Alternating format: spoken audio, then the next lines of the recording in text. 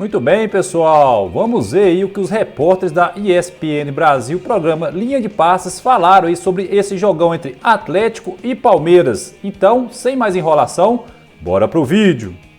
A gente vai mandando a sua mensagem para cá. O nosso primeiro assunto é o empate entre Atlético Mineiro e Palmeiras. Talvez o jogo mais esperado da rodada. Para dar boa noite para vocês, eu já quero ouvir um destaque: Pavon e Dudu. Renatinho, vou começar com você. Boa. Quem se saiu melhor no empate? Primeiramente, boa noite a todos, ao Fã de Esportes. Difícil, porque foi um jogo que ele alternou muito, né? Controle, a gente viu muito até o repertório do Palmeiras, de um momento subir um pouco mais o bloco, depois recuar um pouco. Eu acho que foi, acima de tudo, um jogo muito competitivo. Foi um jogo de muita intensidade, truncado em alguns momentos, mas você via conteúdo das duas equipes. Acho que o Palmeiras teve até um pouquinho melhor dentro da partida, acho que o Galo termina melhor.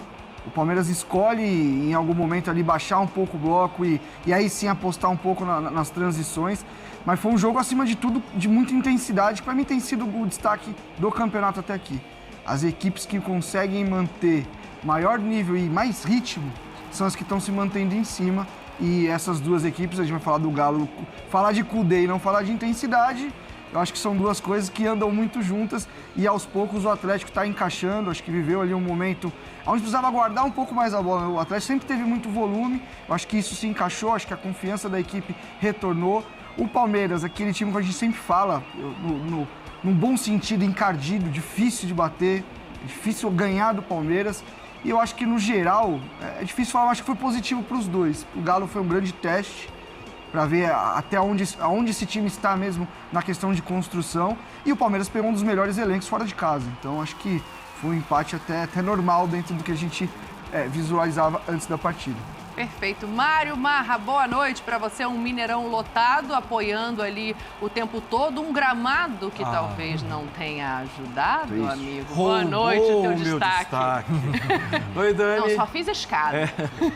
Prazer estar com você, Eugênio, Breiler, Renato e com o Fã de Esportes. Sim, assim, eu concordo com tudo que o Renato disse, assim, da competitividade, da entrega das duas equipes, um teste muito bom para o Palmeiras, um teste muito bom para o Atlético, acho que muito bom mesmo para o Atlético, porque o Palmeiras é um time que, além de tudo, tem o mesmo treinador e as mesmas ideias, com algumas mudanças há algum tempo, e o Atlético vem subindo, né, de produção, então foi um teste legal para o Atlético.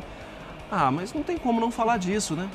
É que a gente custa ter um jogo que você, assim, não, hoje eu paro tudo que eu quero ver esse jogo, esses dois times aí estão crescendo, esses dois times estão, o atual campeão brasileiro e o anterior.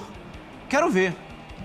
Mas aí, ver o gramado me dá um certo desânimo. E eu acho também como estética, Dani.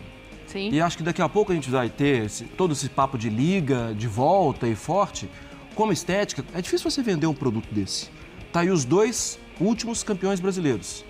Vamos mostrar então como eles jogam. Não, mas dá uma maquiada no campo. Porque não dá para mostrar como eles jogam. É complicado. Eugênio Leal, tudo bem com você, meu amigo? Boa noite. Tudo bem, Dani? Boa noite, companheiros. Breiler, Renato, Marra, fãs de esportes.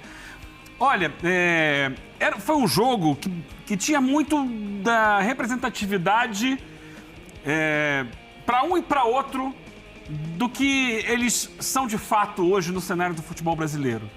Então, para o Atlético, uma vitória sobre o Palmeiras representava muita afirmação do Kudê, desse momento bom que o Atlético está vivendo. Para o Palmeiras era assim, peraí, você está indo bem, mas de mim você não ganha. Então o Palmeiras já começa a partida tentando mostrar para o Atlético que ele não ia conseguir imprimir o ritmo de jogo dele contra o Palmeiras.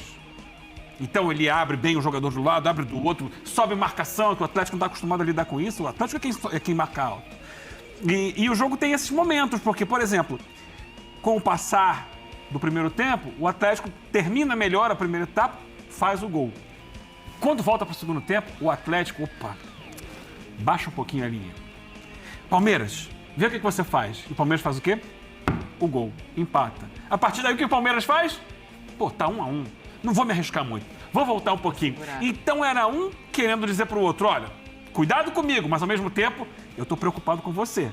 Então eu não vou ousar muito. E acabou sendo um jogo claro que os dois queriam ganhar, mas no final das contas é aquela história. Estando bom para ambas as partes, No finalzinho, opa, vamos tirar um pouco aqui o pé, vamos ousar um pouco menos, porque o resultado para essa disputa esse momento, de egos no momento é um resultado que servia para ambos. Porém, ele não serviu para nenhum dos dois se aproximar do Botafogo. Sim. Que está vencendo, vamos ver se vai terminar vencendo o América Mineiro. E na tabela do campeonato, como a gente falava assim, é um jogo, uma das possíveis finais do campeonato, porque envolve 2 times que são candidatos a título, era o jogo para um deles falar assim, eu vou ganhar esse jogo. Eu ganhei uma final e vou me apontar ali na frente. Acho que os dois se respeitaram, buscando a vitória, mas se respeitaram em determinados momentos do jogo em não arriscar um pouquinho mais. A gente vai falar também do gol anulado, né? Impedimento do Rony. Tem VAR, tem gramado mais ou menos. Deve ser uma dura realidade para quem acaba de fazer um passeio pela Europa e cai no linha de passe, Breiler Pires. Boa noite, Dani. Eu já estava com saudade de vocês, dos companheiros, do fã de esporte. Onde você estava. Claro que estava. Eu amo estar aqui com vocês. Mas o jogo hoje teve um padrão, não necessariamente técnico, mas de intensidade, de entrega, muito interessante. Foi um jogo que, por isso que o Marra pontuou, o gramado, a condição, a dificuldade de ter a bola no pé, não tenha sido tão técnico quanto se imaginava, mas foi muito pegado. O Atlético usou de um expediente muito parecido com o do Flamengo contra o Fluminense. O Atlético fez 27 faltas no jogo, quase o dobro do Palmeiras, que fez 15. Isso é legítimo. A falta faz parte do jogo. O Kudê entrou com um time muito leve, Zaratio, Johan, Paulinho, um time propositivo, mas que quando perdia a bola para um time que muito entrosado, um time organizado, acostumado a contra-atacar, ele precisava parar. E ele fez o correto até encontrar a rotação ideal do jogo. No começo, enquanto o Palmeiras dominava, o Palmeiras tinha mais controle, o Atlético precisava fazer essas faltas, elas foram úteis para fazer o Atlético ligar, encontrar uma fórmula de parar o Palmeiras, de travar um pouco mais e, de certa forma, eu enalteço uma estratégia do Kudê que não é antijogo.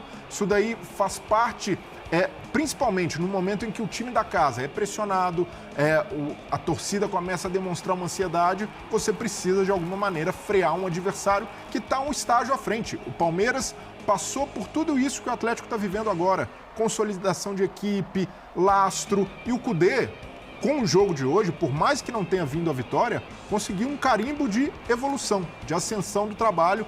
Eram 5 vitórias consecutivas, agora um empate, mas com uma equipe que é muito mais consolidada. E para mim tem uma coisa... com 3 empates, né, Marra? Só como informação, apesar de muitas faltas a mais, quase o dobro, né, 27 a 15 aqui, o número de cartões amarelos é igual.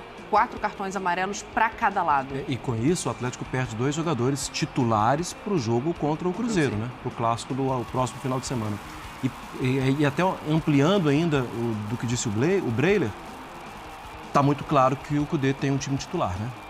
De todo o papo que ele mexe muito, tudo, eu acho que ele estava fazendo diversas observações. Ele vai continuar mexendo, né? No próximo jogo ele forçosamente vai ter que mexer, mas o time tem as suas variações dentro de um 11. O que varia, assim, um jogo ou outro vai jogar o Saravia, outro jogo vai jogar o Mariano, até por causa da idade.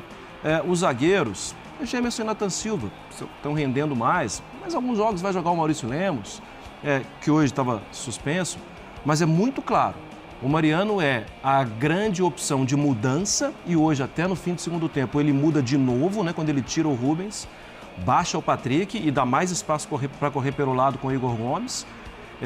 O Mariano vira um terceiro zagueiro, várias vezes que o Atlético tem a bola, e ele faz a saída com o Mariano e com os 2 zagueiros, e aí ele libera o Rubens por um lado e abre o Pavon, que ele é muito aberto, mas estica ainda mais o Pavon pela direita. Ele achou o time. E é interessante ele usar o Mariano assim na construção, né? Porque o Mariano ele foi a carreira inteira um lateral de fundo, de avanço, de motorzinho, Isso são saídas. Se ele tem o Saravia, já é um outro tipo de jogo. O Marcos Rocha do outro lado, no Palmeiras. Também, quando é o Mike, tem mais capacidade. E hoje foram os 2 jogadores com mais ações com bola no jogo. Em primeiro lugar, com alguma vantagem, o Marcos Rocha. O jogo do Palmeiras saía quase sempre com ele. Mas em segundo lugar, o Mariano. Duas ideias semelhantes, não idênticas. O posicionamento do Mariano é um pouco diferente do posicionamento do Marcos Rocha, mas os dois eram procurados para começar a construir o jogo. E o Abel alterna, né? Às vezes ele usa o Piquerez como esse terceiro zagueiro também. Ele faz um balanço, né? Quando um sobe, o outro compensa. E faz, aí também depende do ponta, qual ponta vai abrir o campo, né? Porque quando um avança. Mas legal destacar também, eu até tuitei sobre isso, o 2023 do Pavon, né? Porque era um jogador que, quando chegou, eu mesmo falei, eu tenho o pé atrás, porque é um cara que, primeiro ele surge no Tadieres como uma das grandes promessas do futebol argentino. Seleção sub-15, 17, sub-20, pega a seleção principal, vai pro Boca, chega bem. Copa do Mundo, sabe? E exatamente esse Pavon que a gente tá vendo. Então, pessoal, os repórteres do Linha de Passe deixaram aí, né, os seus comentários. Para mim foi um excelente jogo, um grande jogo de duas grandes equipes. A defesa do Atlético hoje vacilou demais. Nathan Silva não pode ser titular desse time. Igor Gomes tem que ser titular no lugar do Johan, pessoal. Ele não pode comer banco pro Johan. Não é possível que o Cudê não está vendo isso, né? Mas foi um jogo muito difícil. O time do Palmeiras é um time muito complicado para ser derrotado, mas aí tivemos ainda uma grande oportunidade aí no segundo tempo com o Igor Gomes. Demos azar ali naquele chute dele, que ele chutou meio que prensado. E também, né, aquele pênalti não marcado, que Marcos Rocha, por mais que ele está com o braço encolhido, pessoal, ele faz isso aqui, esse movimento de lado com o braço, né? E se aquela bola passa ali, ia ser gol, porque foi uma pancada do Hulk. Show demais, pessoal! Eu vou ficando por aqui. Um forte abraço! Aqui é Galo!